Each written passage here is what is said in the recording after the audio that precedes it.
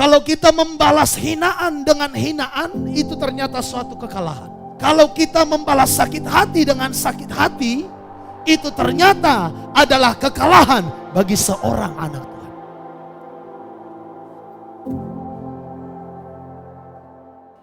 Dan hari ini saudara, setelah saya renungkan, kemenangan yang paling tinggi bukan kemenangan punya rumah, punya mobil, hutang lunas, bukan.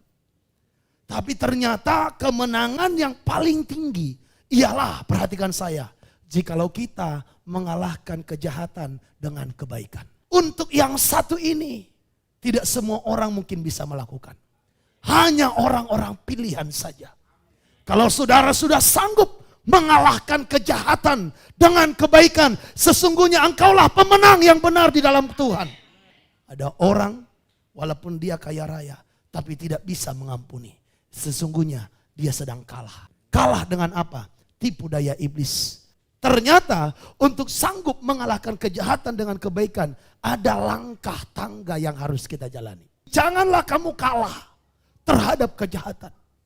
Ternyata kalau kita masih membalas kejahatan dengan yang jahat, itu suatu kekalahan.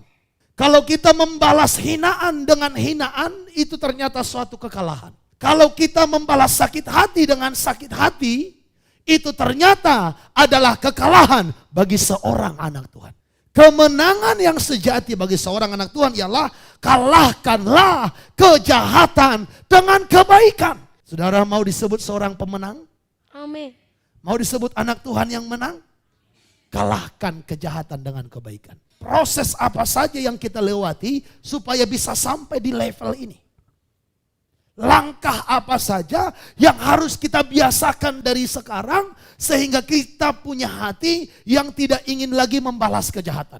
Supaya saudara bisa mengalahkan kejahatan dengan kebaikan, jangan biarkan ada kasih yang pura-pura.